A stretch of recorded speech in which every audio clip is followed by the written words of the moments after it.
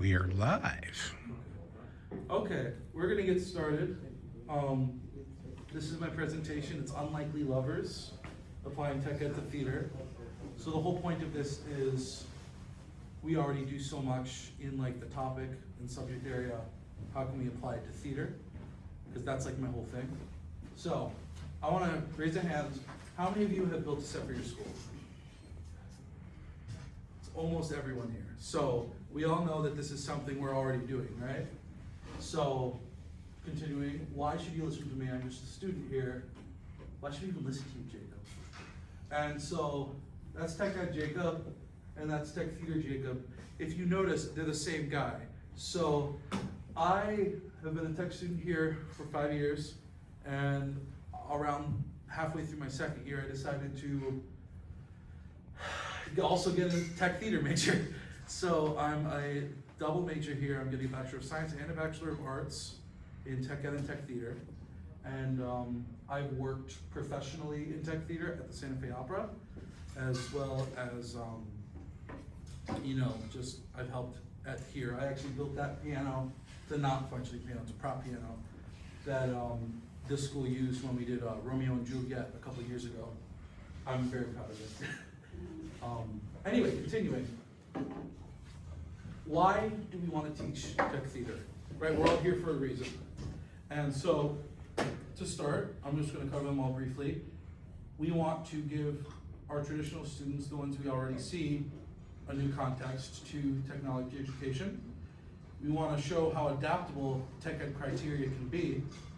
We want to bring technological literacy to more students. And we want to teach the same concepts and skills, but in a different context and application. I know that's a little wordy, so we're going to get into it. First, giving traditional students access to a new context. This is the type of student we see right now, right? We see our flannel, our hats, our Carhartt hoodies. There's nothing wrong with this. We like this. I'm one of these people. What? I feel so called out. I'm so sorry. But I mean, this is what we're getting right now. And there's nothing wrong with this. We want to keep this. But the whole point is we can give them a new access to a new subject matter, show them how these skills can be used in different ways. You can build a house or you can build a scene. You can, make a cast of a doorstop or you can make a prop. That's kind of the whole point. Because, so much of what we're teaching already can be applied in a different way. And we want to show through that how adaptable technology education criteria can be, because all we're doing is changing the context. All the subject matter is the same. Like, look at this, right? The top left, that's a construction class, but they're just building a set instead of a house. That's metals, but he's working on actual steel structure for a set. That's drafting right there, but that's a scene for a show. And you're still learning about dimensioning, texturing, how to make things look professional. We even have design and model making in the my bottom left, because, they had to learn how to make something look tiny, but also pretty and sellable, And so that's our design class right there. That's just a few examples of how we're already teaching this stuff, really. So it's not like, raise your hand if you taught a metal class, right? Raise your hand if you taught a construction or woods class. Drafting, design. Okay, yeah, this is stuff we're already doing, right? So we want to bring, we do this already, but what we're doing by changing or also offering tech theater is we're bringing technological literacy to more students than our typical, flannel wearing, hat pumping cool guys. Because as you were saying in your theater presentation yesterday, we get a much more diverse and gender equal audience with tech theater. It's more approachable. It's not like, we're building a house, nothing else. We can actually come up with what we want and work together to achieve a common goal, which I think is fantastic. Not that we're not doing that already, but, I was at the presentation yesterday with Tryon and Bush, and they were talking about metals, woods, polymers, all that stuff. And try and literally, since some of these kids don't even know how to use scissors, that they were so bad at tech ed stuff that they were coming in here and they needed to introduce materials just so they could like cut pairs of scissors, understand how metal works, what a ferrous metal is. And then I was talking with Stein about how we fix this, Professor Stein, the design professor, and we kind of came to the conclusion they needed experience, right? You can only get better by practice. Practice doesn't make perfect, but it makes better. And so I still think this would be a situation where we want to offer an intro to material class, maybe under a more fun name like Matter and Magic is what I was thinking. And this can introduce them to like the basics of tech ed, like drafting, materials design, kind of to, you know, grab them and bring them in. And we want to teach the same concepts and skills, but in a different context and application, because not everybody wants to learn how to draft a floor plan for a house that they're never going to build, right? I think a lot of the times when you're designing this type of thing, you got to remember that these are kids, and it's very satisfying to see what you're making happen. And I think, I'm going to touch on this a bit later, but making that more competitive is, I think, the way to go about that. So what do we change? How do we actually do this, right? We have our Intro to Materials class. That could become Matter and Magic. We have Electronics and Mechatronics. That's 2 classes right there. That's stage systems like, you know, automation and repair, and then lighting. I mean, lighting is so advanced compared to what tech theater is teaching in high schools. Right now they got kids moving lights, but I mean, if this is funded through tech ed, it could be, you know, there's things called gobos, right? And does anybody here know what a gobo is? Okay, well, yeah. But it's a robotic light that you can program, and it moves on like electrical axes, and it's really great because in the theater program we actually have an entire shop just to fix lights, and this would be such a fantastic opportunity for kids to learn, you know, not just what a capacitor is, but why we need to put it in this spot on this light, and show them how doing that actually makes it work. And like through actual application and practice, they're learning how to do electronics and lighting and automation and coding.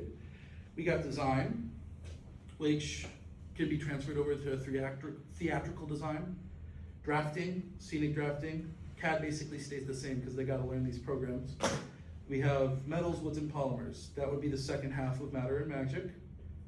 Construction systems, scenic construction. Manufacturing becomes properties, because in Manu, it's kind of the combination of all the materials science put together, which is exactly what prop making is, in my opinion. So we're gonna keep going into this a bit. Matter and Magic 1. This would cover the structure of the theater, types of theaters, and more of the intro to materials for tech theater, kind of a bit of everything like I was talking about, brings it all together, brings people in, gets them excited about this. We got stage system and lightings. This is our electronics and robotics classes that we already have. I mean, how many of you have a robotics something in your school? Okay, I'm seeing a couple of hands. Electronic repair, you know, really teaching our curriculum just in a different way. A lot of advanced theaters have something called a track system, which is actually when instead of kids pushing something out on stage, it's actually, like say a bed could be put on rails, and that actually brings the bed out instead of just putting it on wheels and pushing it, you know? And then we got theatrical design. This would be more of the design class, which teaches people how to design a set, not just for our school's theater, but how to design a set for different types of theaters. So a lot of us, you know, have the same, we got our seats, we got the stage, right? But there's theater in the round, and there's outdoor theater, and there's all these different types that you want to design for. So this would just be kind of the intro about how to design a good set for a specific place, which would then go into scenic drafting, which is where the students, I mean, this is the hand drafting class that a lot of us took with Madison. where, you know, we draw by hand and then we go into AutoCAD, or Inventor is what I took with Madison, and we get the people drafting digitally, and then we get them to CAD, where they learn the basics of your chosen program, which is, you know, Inventor, Fusion, or Vectorworks, which I'm actually currently learning in my independent study, with the end goal of having a 3D printed scale model of the sets. And this is where the competition comes in. The best set, you know, not just chosen by me, but by the theater board, could possibly be the show produced for the scenic constructions class that we're gonna get to later, because I think that kind of provides more than just a grade as an incentive. You know, you're seeing something you made on stage. And I mean, in your video interview, the kids were talking about how cool that was to see something that they worked on come to life. And I just think that's fantastic. So that brings us to Matter and Magic 2, where students can kind of, this is more custom. So they take a project from each classification and they come to you, where they go, I want to learn more about rigging, I want to learn more about painting. And then it's up to us to kind of set each student on their own path with the means that we have, and, you know, make them the master of their trade when it comes to theater. Which brings us to scenic construction. This is a higher level course that you would probably have prerequisites for, like CAD and your materials classes, where the students will learn how to build sets, the basics, you know, what the difference between a construction for a house and a construction for a set would be, you know, because the set needs to be easy to break down and stuff like that. The students would be required to work on a group final after learning these basics and, you know, learning how to build a flat. They would then go and build and paint the final set from the previous semester's CAD class. Which brings us to properties, which would be the final class in this curriculum. After Matter and Magic and CAD are done as a prerequisite, this class would cover props for the semester show, while scenic construction covers the set. And each student would design 1 or 2 props for a class of, say, 15, you know, and crew could cover the rest. But I really think it would be fantastic to see each student come up with their own design and their own production method, and, you know, really make it their own, and, you know, make this a show that was built with curriculum that the actors can then act in. I think it would be really cool to include like a critique section where, you know, we ask students to question, is it accurate to the design style of the scene? Is it easy to make? You know, can you make it with the school's means? And is it easy to replace or fix if broken during the show? Because when I was working professionally, I would often find out that the previous show's performance caused, you know, a chair leg to break or something. And it would have to be fixed within the next 12 hours. So that's something that you gotta keep in mind. Even when I was acting in high school, that type of thing would happen. So how can we apply this directly and legally, right? This is pretty out there. This is a major change to how we're actually applying this. So New York State is helping us by, we already have STEL. We have all seen this wheel before, right? Raise your hand if you've seen the wheel, the magic wheel. Yeah, I'm seeing hands.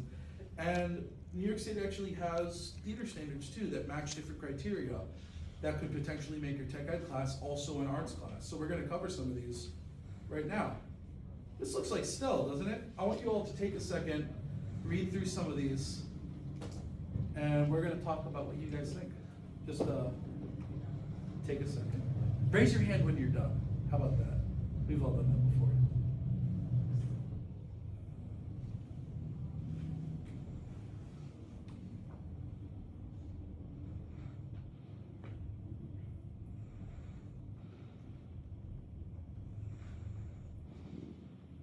Okay. Can some of you tell me how you think you could apply these to your classrooms right now? We're getting into the discussion part.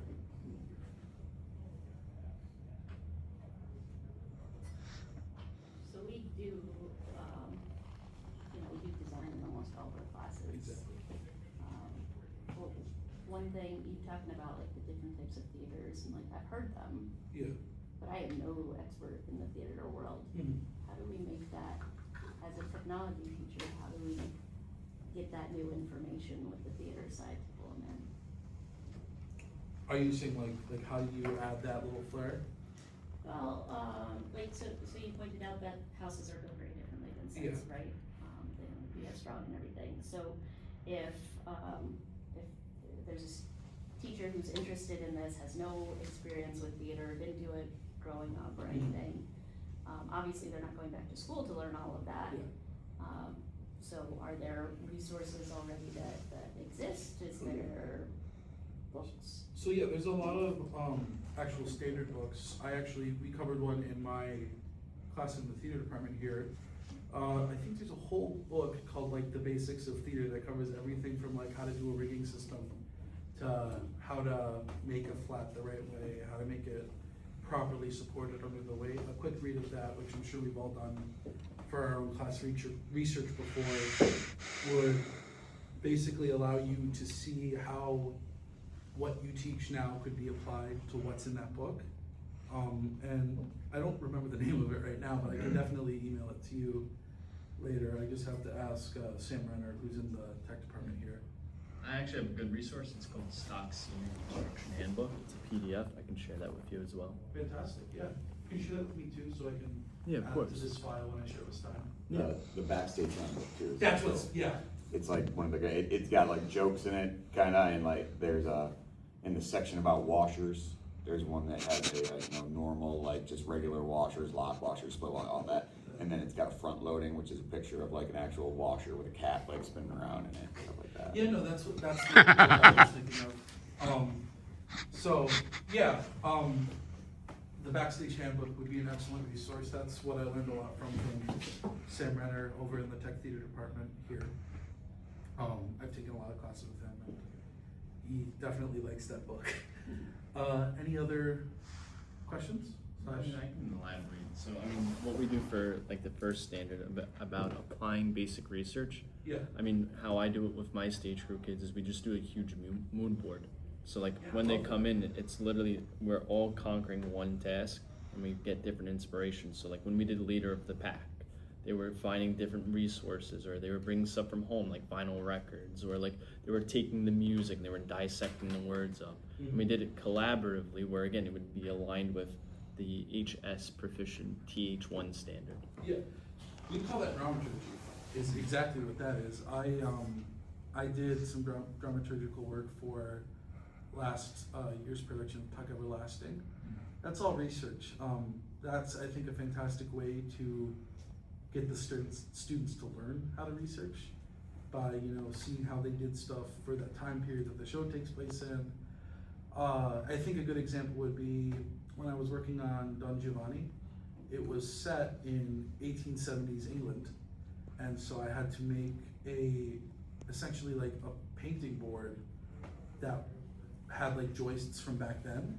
So I did some research on like, okay, well, how would they make them? Where would they be made? What's the style? And then I had to make that, but I also had to make it practical for the outdoor theater, which, if it's too light, it'll just blow away. So it's like stuff like that. It can really, yes, Dad? Was that the photo that was featured in the New York Times? Yeah. Oh, okay. So, yeah, it was designed where it looked like it had a cloth backing, but it was actually, we glued the cloth to a piece of Luan so that there would be more resistance to wind and it just wouldn't fly away like a sail. It's like stuff like that, figuring out how to make something like something else that I think, I know you were talking about the kids really like just slapping the Luan together and, making a bar table that you were talking about, right? Did they find that fun? Yeah, because it moves fast. Yeah, and It doesn't need to be perfect. yeah. It just needs to look good from 30 feet away, and with their attention spans it is these days, they can create things really quickly rather than waiting for all the glue to dry.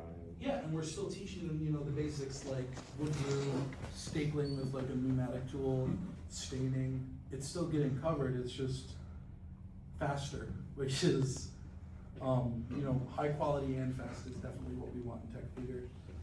And tech ed, can definitely cover that. And anybody else have anything to say?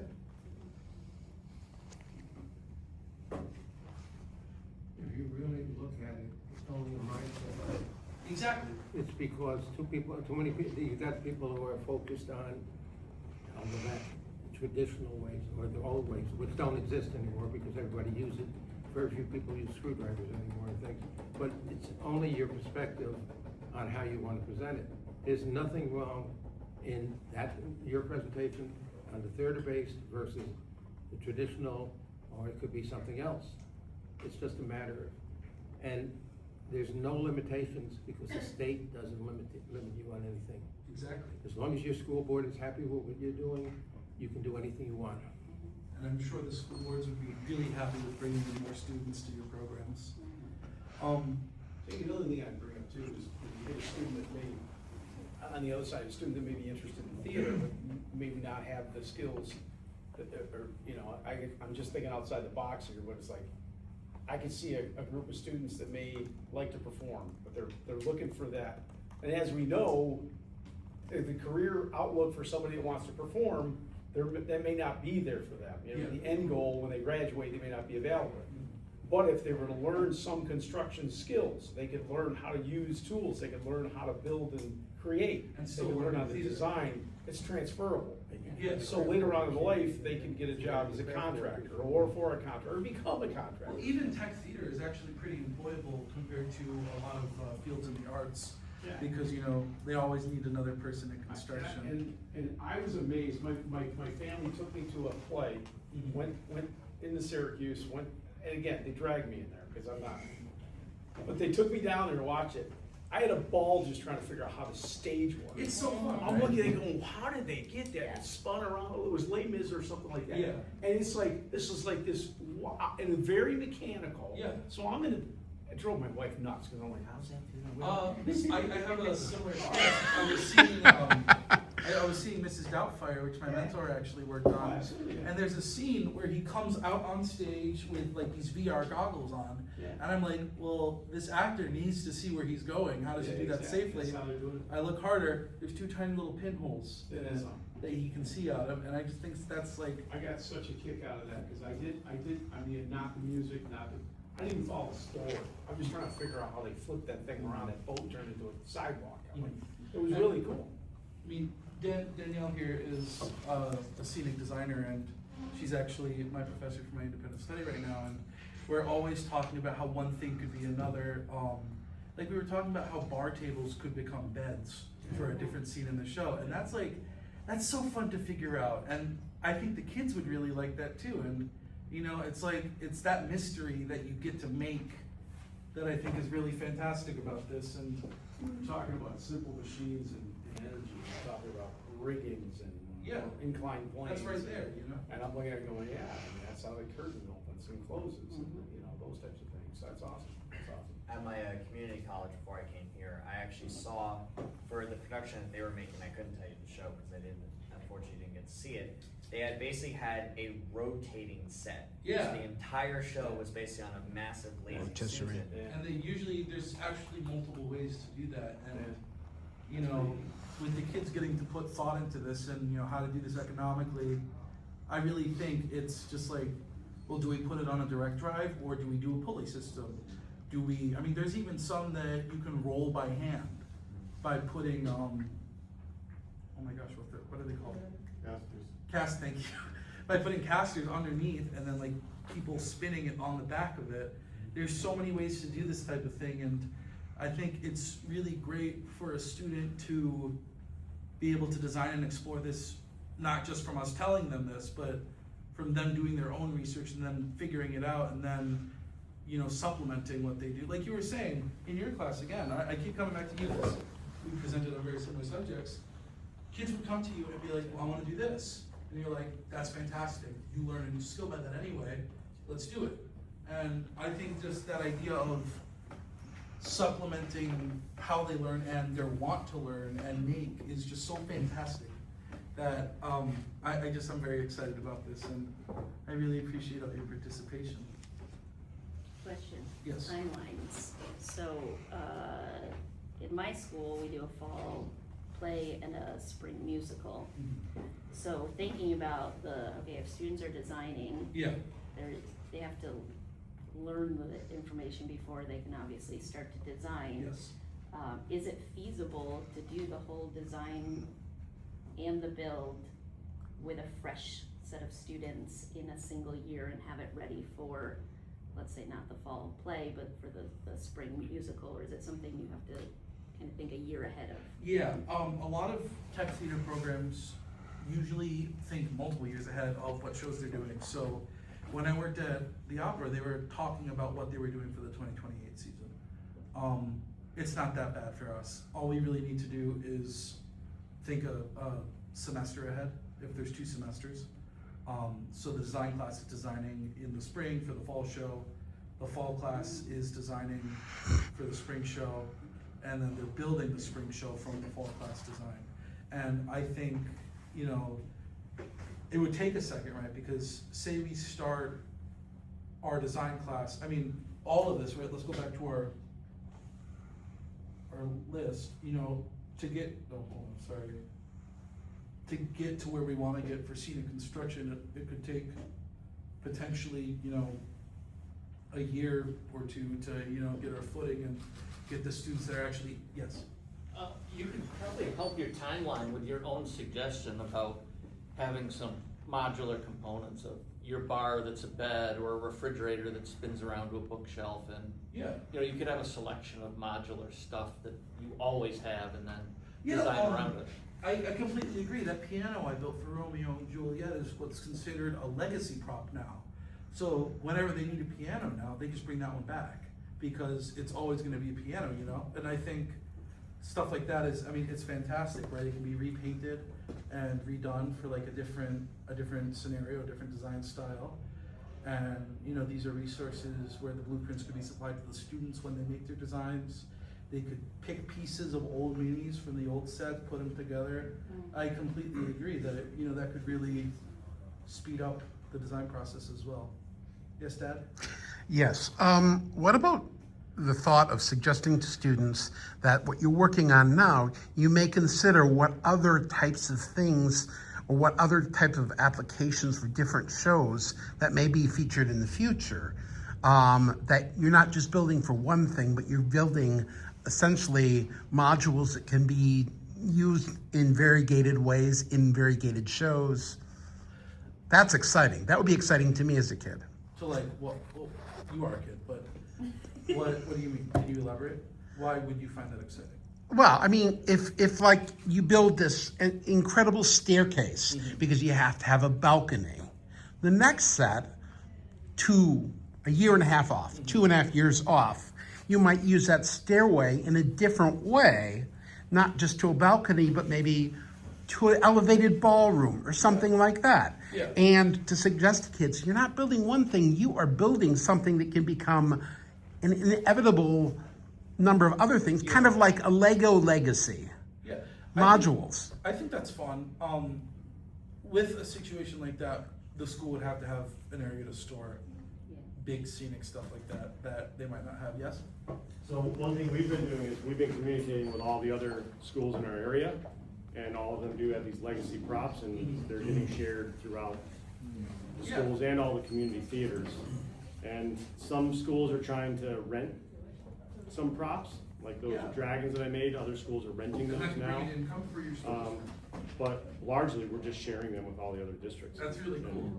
I love that, and I think that creates a sense of camaraderie in like the school district, and like, you know, because I remember when I acted in high school, and we would always compare ourselves to these other schools, and I think something to, you know, stop that from being a negative comparison would be, oh look, they're using our stairs from last year, or we're using their couch from this show, and I think that's kind of a cool way to create like a local theater community as well.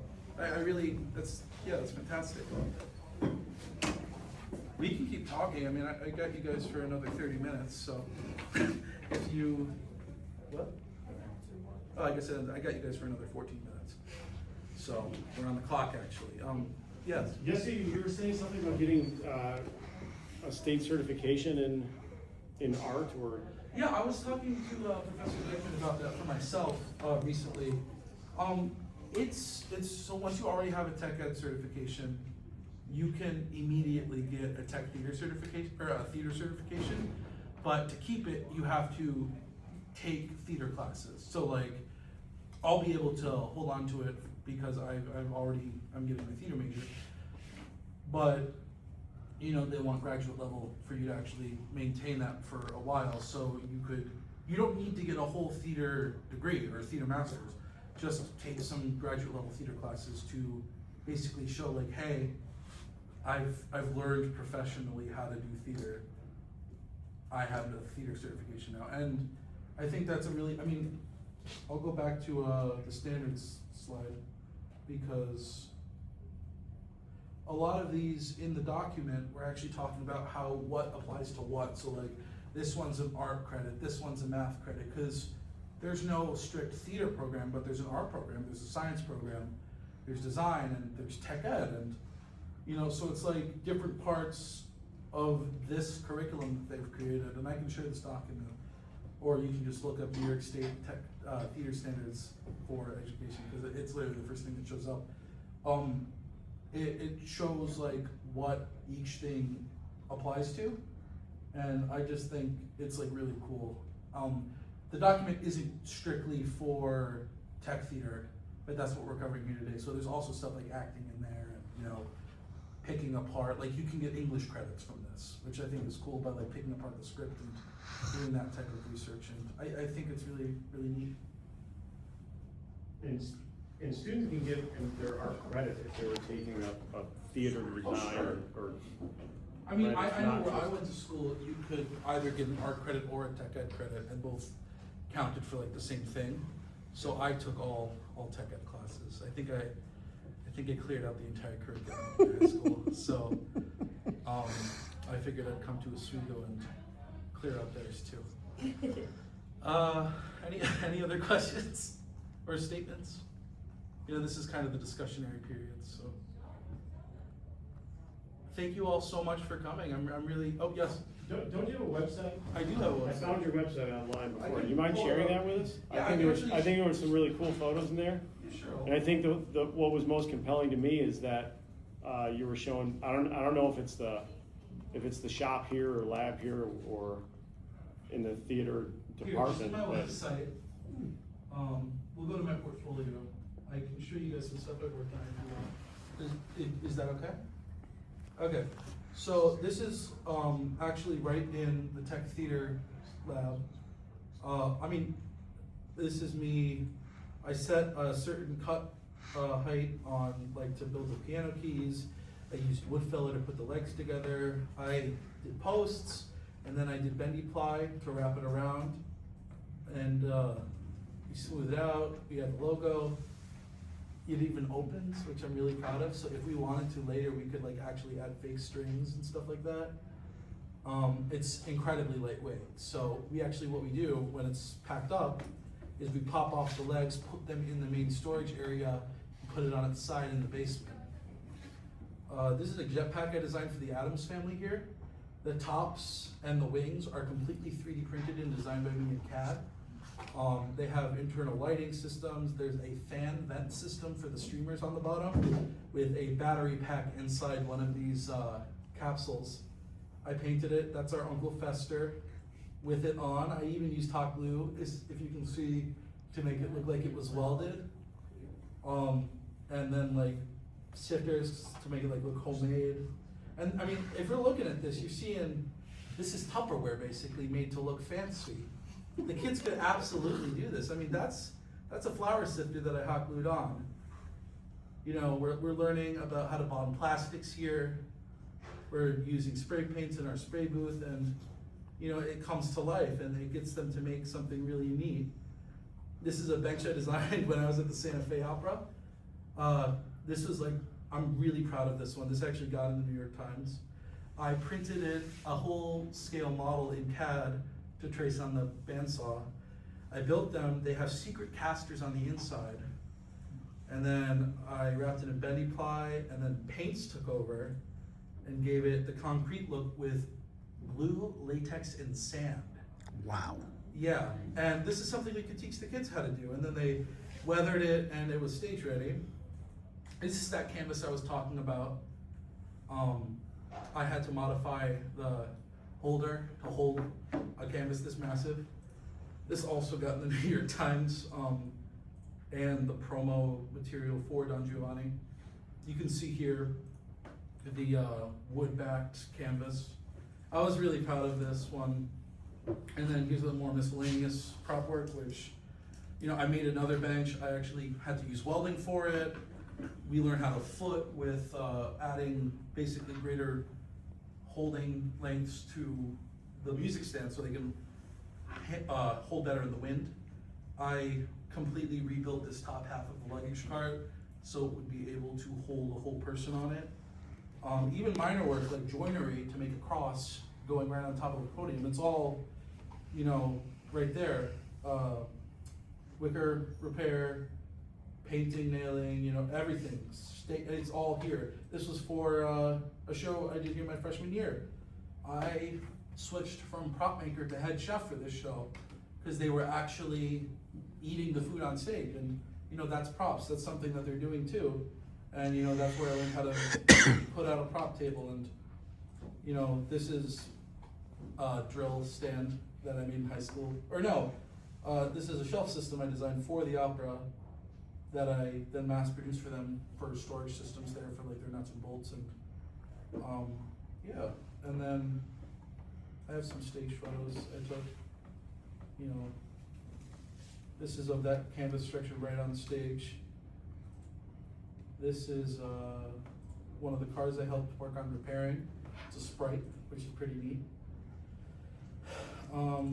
I didn't do much on this, but this is like such a cool example. This is a bunch of screens put together to make essentially a big screen. That's all electronics and coding right there. And I mean, it's stuff like this that's like just, it's so cool. So the whole plot with this car was that it had to look like crap in the beginning, but then in the second half of the musical, he fixes it. And so we had to make a car that could essentially look from like something you find in a scrapyard to mint condition in 30 minutes during intermission. And I think, you know, have working lights.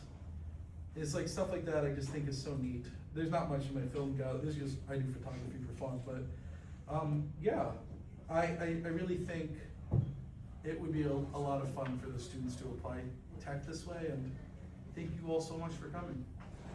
Oh, another question, yes. One more thing. Yes. Something that we did last year is we